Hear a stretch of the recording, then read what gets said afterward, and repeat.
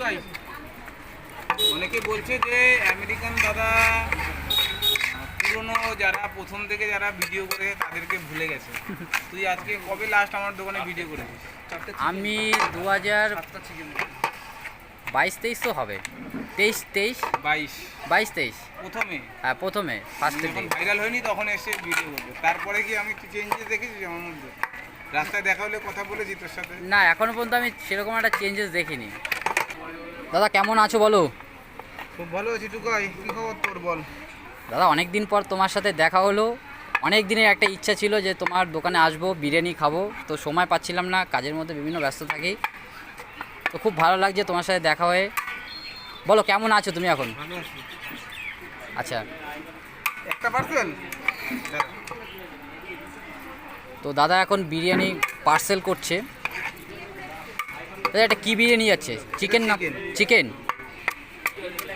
তো এখন chicken biryani parcel হচ্ছে, পরপর সব এখন অর্ডারগুলো চলে যাবে। আর এদিকে দেখো প্রচুর মানুষ কিন্তু বসে আছে। টুকাই অনেকে বলছে যে আমেরিকান দাদা পুরনো যারা প্রথম থেকে যারা ভিডিও করে তাদেরকে ভুলে গেছে। তুই আজকে কবে লাস্ট আমার দোকানে ভিডিও করেছিস?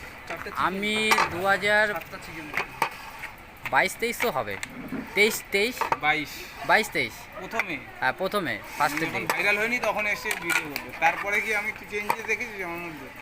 রাস্তায় দেখা হলে কথা বলেছি তোর সাথে? না, এখনও পর্যন্ত আমি সেরকম একটা চেঞ্জেস দেখিনি।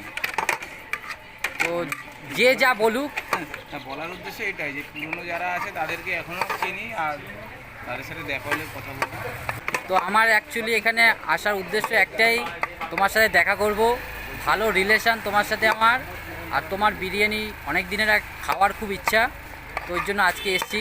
আর মানে টাইম পাচ্ছিলাম না, তো আজকে এখান থেকে বিরিয়ানি খাবো, খেয়ে দেখবো যে আগের কোয়ালিটি এখনের কোয়ালিটির মধ্যে কোনো ডিফারেন্স আছে কিনা।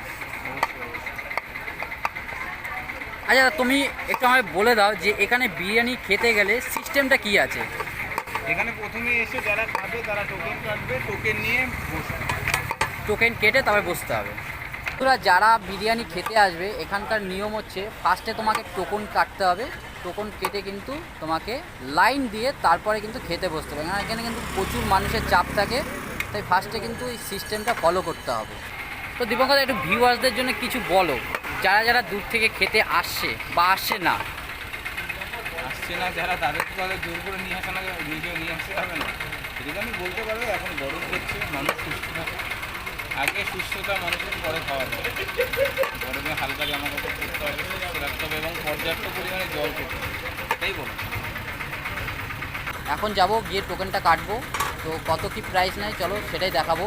তো টোকেনটা কেটে নিয়েছি, দেখো 180 টাকা নিয়েছে। একটা মটন বিরিয়ানি অর্ডার করেছি, তো আজকে এখান থেকে মটন বিরিয়ানি খাবো আর খেয়ে দেখবো কেমন লাগে।